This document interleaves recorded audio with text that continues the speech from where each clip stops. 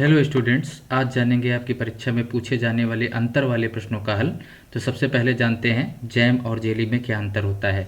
Jam जो है फलों के गूदे से बनाया जाता है, जबकि जेली जो है फलों के पेक्टिन युक्त रस से बनाई जाती है। जैम पारदर्शी नहीं होता है, जबकि जेली जो है पारदर्शी होती है। एफ के अनुसार देखा जाए तो जैम का जो TSS होता है वो 68% होता है, जबकि जेली का TSS जो है 65% होना चाहिए। ये दोनों न्यूनतम TSS हैं। जैम में सुवास व रंग को मिलाया जा सकता है, लेकिन जेली में सुवास और रंग नहीं मिलाए जाते हैं, इन्हें प्राकृतिक ही रखा जाता है। जैम का जो इष्टतम PM मान है जो 3.35 से लेकर 3.70 है, जबकि जेली का इष्टतम pH मान जो है 3.30 है। जैम में pH पेक्टिन की मात्रा जो है वांछित होती है लेकिन आवश्यक नहीं होती है, जबकि जेली में पेक्टिन की मात्रा आवश्यक होती है। जेली का रंग कभी कभी आपने लाल देखा होगा, वो चार्निंग ऑफ शुगर के कारण हो जाता है। इसके अलावा आप जैम और जेली को देख के आसानी से पहचान सकते हैं कि दोनों में अंतर क्या है।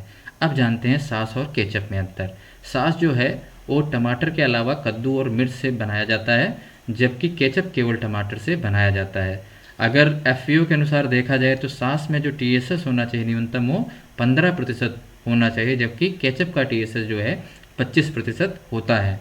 सॉस की जो अम्लता है वो केचप की अपेक्षा अधिक होती है, यानी इसमें 1.2% अम्लता रहती है, जबकि केचप की अम्लता जो है 1.0% होती है।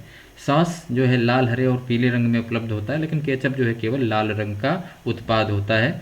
सॉस जो है वो केचप की अपेक्षा पतला होता है, जबकि केचप जो है सॉस की अपेक्षा जो है गाढ़ा होता है। सॉस एक टमाटर का केचप की अपेक्षा सस्ता उत्पाद है, जबकि केचप एक सॉस की अपेक्षा महंगा उत्पाद है। अब जानेंगे स्क्वैश तथा कार्डियल में अंतर। स्क्वैश जो है फल के रस अथवा गूदे से भी बनाया जा सकता है, यानी कि रस में इसमें गूदे के सस्पेंडेड पार्टिकल मटेरियल्स हो सकते हैं, जबकि कार्डियल जो है केवल फलों के रस से बनाया जाता है और इसमें किसी भी प्रकार के सस्पेंडेड पार्टिकल मटेरियल नहीं होते हैं, इसीलिए स्क्वैश जो है पारदर्शी नहीं होता है, जबकि कार्डियल जो है पारदर्शी होता है। FAO के अनुसार अगर देखा जाए तो स्क्वैश का जो TSS है वो 40% तक होता है, जबकि कार्डियल का जो TSS है 30% न्यूनतम रखना चाहिए। स्क्वैश नॉन एल्कोहलिक बेवरेज होते हैं, जबकि कार्डियल जो है एल्कोहलिक बेवरेज या नॉन एल्कोहलिक दोनों प्रकार के बेवरेज हो सकते हैं। कार्डियल ज़्यादातर जो है सिट्रस वर्गीय फलों से बनाया जाता है, जबकि स्क्वैश सिट्रस वर्गीय फलों के साथ साथ अन्य फलों से भी बनाया जा सकता है। अब जानेंगे मुरब्बा और कैंडी में अंतर। मुरब्बा बनने के बाद जो फल चाशनी में डूबे रहते हैं, तो मुरब्बा फलों से भी बनाया जा सकता है, सब्जियों से बनाया जा सकता है, इनके पूरे फल से या इनके टुकड़ों को चाशनी में डुबोकर रखा जाता है जब मुरब्बा बन जाता है। लेकिन जब कैंडी बनती है तो कैंडी में फलों को चाशनी से निकाल लेते हैं। मुरब्बा को निर्जलीकरण या सुखाने की आवश्यकता नहीं पड़ती है, जबकि कैंडी को निर्जलीकरण की आवश्यकता होती है। FAO के अनुसार अगर देखा जाए तो मुरब्बा का जो न्यूनतम TSS है वो 68 से लेकर 70% तक होता है, जबकि कैंडी का जो FAO के अनुसार इनका न्यूनतम TSS जो है 75% तक होता है। तो आपने देखा होगा आंवले का मुरब्बा, बेल का मुरब्बा और कैंडी में पेठा जो है मार्केट में काफ़ी ज़्यादा पॉपुलर है। तो इन अंतर वाले क्वेश्चन में जो है कभी कभी कुछ समानताएं और उदाहरण भी दे दिए जाते हैं। इसके अलावा सुखाना व निर्जलीकरण में क्या अंतर है, तो सूरज और हवा जैसे गैर पारंपरिक ऊर्जा के स्रोतों से जब किसी भी फल एवं सब्जी से पानी या मॉइस्चर को निकाला जाता है तो उसे सुखाना कहते हैं। और निर्जलीकरण जो है एक नियंत्रित परिस्थितियों में जो है कृत्रिम ताप के प्रयोग से जब किसी भी फल एवं सब्जी से नमी को हटाया जाता है तो इस प्रक्रिया को जो है निर्जलीकरण कहते हैं। तो सुखाने की जो गुणवत्ता होगी, जो सुखाने से फल एवं सब्जियां हैं उनकी गुणवत्ता निर्जलीकरण की अपेक्षा कम होती है, और निर्जलीकरण की गुणवत्ता जो है निर्जलीकृत उत्पादों की गुणवत्ता जो है सुखाने वाले उत्पादों से अधिक होती है। तो सुखाने में हम सूक्ष्म जलवायु को नियंत्रित नहीं कर सकते हैं, ये मौसम पर निर्भर करती है, लेकिन सूक्ष्म जलवायु क्योंकि एक नियंत्रित वातावरण में हो रही है इसलिए इसमें हम ताप को, दाब को और ह्यूमिडिटी को नियंत्रित कर सकते हैं। सुखाने में साफ सफाई रखना, बनाए रख पाना कठिन होता है, क्योंकि इसे हवा या सूरज के प्रकाश के संपर्क में लाया जाता है, जिससे बहुत सारा कंटामिनेशन भी होने की संभावना रहती है। क्योंकि निर्जलीकरण एक नियंत्रित वातावरण या परिस्थिति में करते हैं, जो जिस प्रकार जो है साफ सफाई करना इसमें आसान होता है। तो जब हम कुकिंग करते हैं, भंडारित करते हैं, स्टोरेज करते हुए ड्राइड प्रोडक्ट का, तो उनकी गुणवत्ता जो है निर्जलीकृत प्रोडक्ट की अपेक्षा क्या होती है, निम्न होती है। निर्जलीकरण से जो है सुखाना क्या है, एक सस्ती विधि है। निर्जलीकरण की अपेक्षा देखोगे तो सुखाना बहुत ही सस्ती विधि है, इसमें किसी भी प्रकार की पावर सप्लाई की ज़रूरत नहीं है, जबकि सुखाने की की अपेक्षा जो है निर्जलीकरण एक महंगी विधि है। इसमें आपको पावर सप्लाई की भी आवश्यकता पड़ेगी, मशीनरी की भी आवश्यकता पड़ेगी। तो सुखाने में मशीनरी की आवश्यकता नहीं होती है, निर्जलीकरण में मशीनरी की आवश्यकता होती है। तो सुखाने में जो है विद्युत का उपयोग नहीं किया जाता, जबकि निर्जलीकरण में विद्युत का उपयोग किया जा सकता है। तो ऐसे बहुत सारे अंतर जो है सुखाने और निर्जलीकरण में आप परीक्षा में स्पष्ट कर सकते हो। इसके अलावा जो मुख्य रूप से पाश्चुरीकरण तथा निर्जमीकरण में अंतर पूछा जाता है कि पाश्चुराइजेशन और स्टेरिलाइजेशन में क्या अंतर है। तो पाश्चुराइजेशन का तापमान जो रहता है 100 डिग्री सेंटीग्रेड के हमेशा नीचे रखा जाता है, जबकि निर्जमीकृत का जो तापमान है वो 100 डिग्री सेंटीग्रेड के ऊपर होता है। पाश्चुरीकरण जो है अम्लीय प्रकृति के उत्पादों हेतु किया जाता है, जैसे कि फल और कुछ सब्जियां, टमाटर या रुहार में भी पाश्चुरीकरण किया जा सकता है, जबकि निर्जमीकरण जो है क्षारीय प्रकृति के उत्पादों हेतु उपयुक्त है, जैसे कि सब्जियां। पाश्चुरीकरण में जो है पूर्णतः सूक्ष्मजीव नष्ट नहीं होते हैं, केवल जो हानिकारक सूक्ष्मजीव होते हैं वही नष्ट हो पाते हैं, जबकि निर्जमीकृत में चाहे हानिकारक हो या लाभदायक हो सभी जीव पूर्णतः पूरी तरीके से नष्ट हो जाते हैं। पाश्चुरीकरण के जो उत्पाद हैं उनकी भंडारण अवधि जो है निर्जमीकृत के उत्पादों की अपेक्षा कम होती है, जबकि निर्जमीकृत के उत्पादों की भंडारण अवधि जो है पाश्चुरीकृत उत्पादों की अपेक्षा अधिक होती है।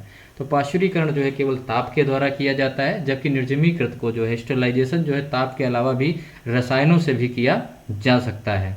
तो पाश्चुरीकरण जो है मुख्यतः जो है फूड इंडस्ट्री में उपयोग में लाया जाता है, जबकि स्टेरिलाइजेशन जो है फूड इंडस्ट्री के साथ साथ मेडिकल इंडस्ट्रीज, माइक्रोबायोलॉजी इत्यादि उद्योगों में भी इसका उपयोग किया जा सकता है।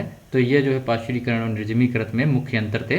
अब अगला अंतर जानते हैं ब्लांचिंग तथा उबालने में।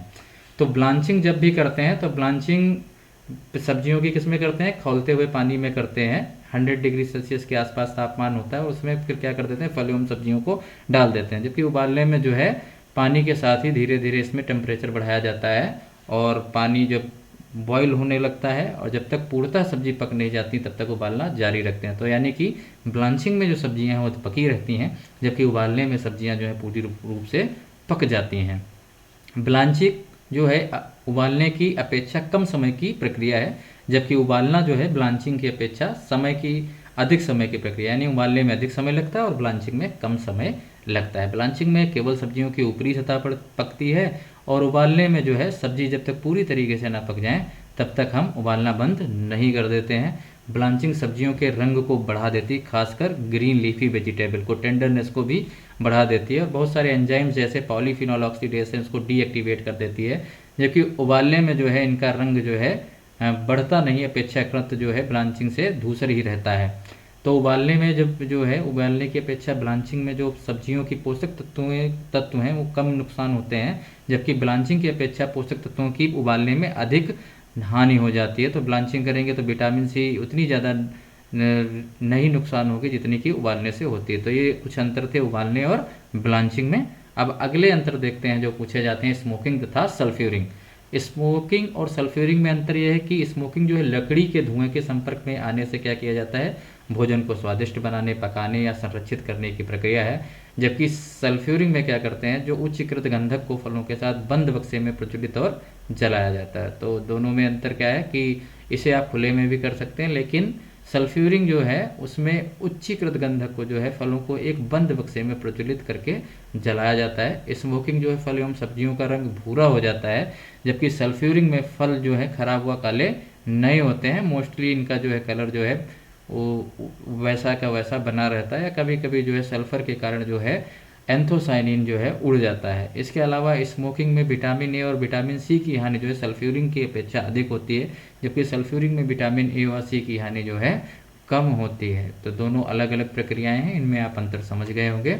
अब गन्ने का रस तथा गन्ने के सिरके में अगर अंतर देखें तो गन्ने का रस एक कैसा है, बिना किण्वित उत्पाद है, इसमें फर्मेंटेशन नहीं हुआ होता है, जबकि गन्ने का रस का जो एक उत्पाद है गन्ने का सिरका, और एक किण्वन उत्पाद है, किण्वित उत्पाद है, फर्मेंटेड उत्पाद है गन्ने के रस का। तो पहले एल्कोहलिक फर्मेंटेशन होता है, फिर एसिटिक एसिड फर्मेंटेशन होने के बाद गन्ने का सिरका बनता है। तो गन्ने का रस का अगर वास्तविक स्वाद देखेंगे तो मीठा होता है, जबकि गन्ने का रस जो है उसका वास्तविक स्वाद कैसा होता है, खट्टा होता है, क्योंकि इसमें एसिटिक एसिड पाया जाता है। जबकि गन्ने के रस में स्वाद क्या होता है, मीठा होता है। गन्ने की रस को बनाने की जो प्रक्रिया है वो गन्ने के सिरके के बनाने की प्रक्रिया से तुलनात्मक रूप से आसान है, क्योंकि गन्ने के रस से ही गन्ने का सिरका बनाया जाता है। तो गन्ने का रस एक प्रकार का तुलनात्मक रूप से गन्ने के सिरके से सस्ता उत्पाद होता है। तो आप इसमें भी अंतर समझ गए होंगे। तो आशा है कि आप परीक्षा में भी कुछ अंतर इसमें से लिख पाएंगे और अच्छे नंबर ला पाएंगे। आप सभी को लिए परीक्षाओं की शुभकामनाएं। धन्यवाद।